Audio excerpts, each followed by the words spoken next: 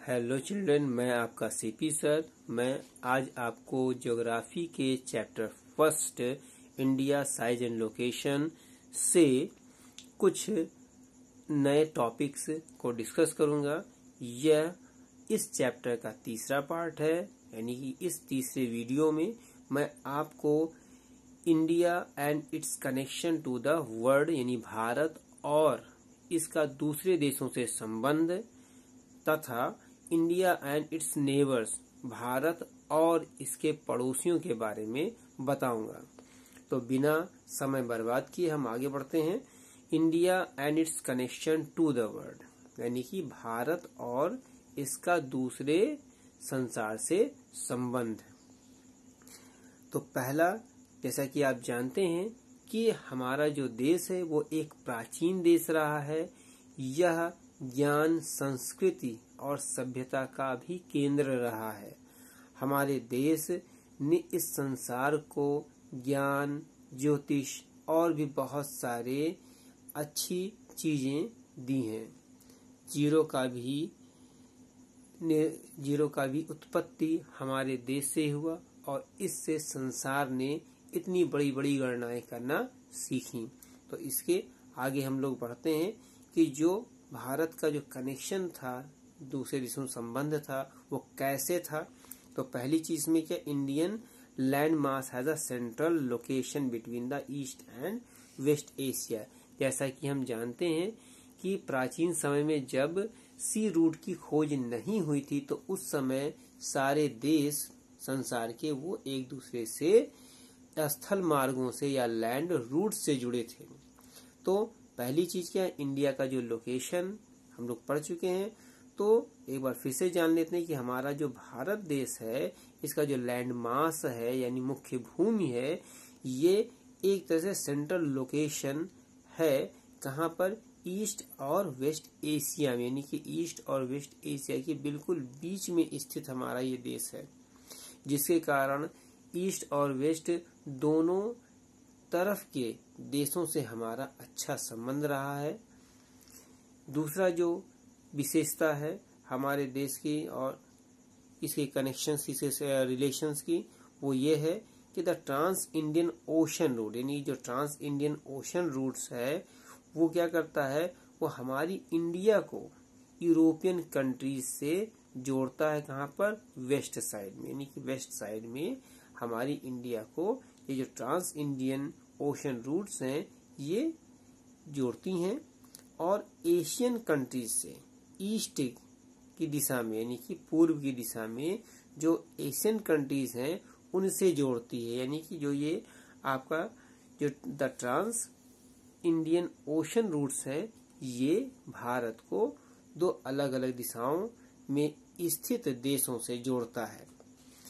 तीसरा जो मुख्य इसकी बिंदु है वो क्या, it also provides a strategic central location to India, यानी कि हमारा जो इंडिया स्थित है वो उसका एक बहुत ही इम्पोर्टेंट स्ट्रेटेजिक और सेंट्रल लोकेशन है, क्योंकि इससे गुजर करके अन्य देशों के जहाज व्यापार के लिए या अन्य कार्यों के लिए आते जाते हैं। और इसका दूसरा एक और भी कारण है कि इंडिया का जो कोस्टल लेंथ है वो किसी अन्य देशों से सबसे अधिक है एशिया में, यानी क्या, with the longest coast line in Asia. अगला जो बिंदु है वो क्या है कि India contacts with the other countries through the land route. जैसे मैंने पहले बताया कि इंडिया शुरुआत में वो एंशिएंट टाइम से ही लैंड रूट्स के द्वारा दूसरे देशों से जुड़ा रहा है और ये लैंड रूट्स जो थे वो मैरीटाइम या जो सी रूट्स थे उनसे पहले के थे। और इन जो लैंड रूट्स थे ये पहाड़ों के बीच से जो पासेस यानी कि जो दर्रे रास्ते निकलते थे उनसे होकर के गुजरते थे। इसके बाद जो अगला बिंदु है, अगली पॉइंट है इस टॉपिक का, वो है कि they played an important role in the exchange of ideas and commodities. हम पहले भी डिस्कस कर चुके हैं कि हमारा भारत बहुत महान देश रहा है और इसने पूरी दुनिया को बहुत सारी ज्ञान की बातें बताई। तो वही चीजें जो ये रूट्स रही हैं, इन रूट्स ने दूसरे देशों तक हमारे देश के ज्ञान को पहुंचाने के लिए और उन देशों के ज्ञान को प्राप्त करने के लिए बहुत इम्पोर्टेंट रोल प्ले किया है। और इस तरह से इन रूट्स के द्वारा ही हम लोगों को बहुत सारे आइडिया का एक्सचेंज और कमोडिटीज का एक्सचेंज प्राप्त होता रहा है। इसके बाद में हम आगे बढ़ते हैं। अगली हमारी जो टॉपिक है वो है इंडिया एंड इट्स नेबर्स, यानी कि भारत और इसके पड़ोसी। तो जैसा कि हम जानते हैं कि हमारा जो देश भारत है वो एक बड़ा सा देश है। तो इसमें 28 स्टेट्स हैं, यानी कि 28 स्टेट्स हैं और 8 यूनियन टेरिटरीज अब हो गए हैं। पहले हमारे देश में 29 स्टेट्स थे और 7 यूनियन टेरिटरीज हो गए थे, लेकिन जब जम्मू कश्मीर को 2 पार्ट्स में बांट करके जम्मू कश्मीर और लद्दाख यूनियन टेरिटरीज में कन्वर्ट कर दिया गया, तो अब हमारे देश में क्या है, अब हमारे देश में कितने हो गए हैं कि 28 स्टेट्स हो गए हैं और 8 यूनियन टेरिटरीज हो गए हैं। ठीक है। अब इसके बाद में, और ये कब बना हमारे देश में, ये 31 अक्टूबर 2019 को ये 2 यूनियन टेरिटरीज बन करके तैयार हुए थे। इसके अलावा दूसरी चीज है कि हमारे जो देश के जो नेबरिंग कंट्रीज हैं वो 9 नेबरिंग कंट्रीज हैं। टोटल 9 नेबरिंग कंट्रीज हमारे इंडिया के हैं, जिनमें से 7 हैव द लैंड बाउंड्रीज, यानी कि 7 ऐसी कंट्रीज हैं जिनकी लैंड बाउंड्रीज इंडिया की बाउंड्रीज को टच करते हैं। And the second 2 have a coastal boundaries, और 2 ऐसे कंट्रीज हैं जिनकी कोस्टल बाउंड्रीज इंडिया से लगते हैं, यानी कि इनका ये समुद्र में स्थित है। ऐसे 2 देश हैं जो भारत के पड़ोसी देश कहलाते हैं। अब हम इन देशों के नाम के बारे में समझते हैं, जानते हैं कि इंडिया कौन से ऐसा देश है जो अपनी लैंड बाउंड्री को इंडिया से शेयर करता है। तो पहला उनमें से नेपाल है, दूसरा भूटान, तीसरा चाइना, चौथा बांग्लादेश, 5वां पाकिस्तान, 6वां अफगानिस्तान और 7वां म्यांमार, यानी कि ये 7 जो लैंड बाउंड्रीज को शेयर करते हैं इंडिया के साथ। इसके अलावा जो 2 अलग जो आइलैंड्स टाइप के हैं, जो कंट्रीज जो इंडिया के नेबर्स हैं, वो हैं क्या है, वो श्रीलंका है और दूसरा क्या है, मालदीव है।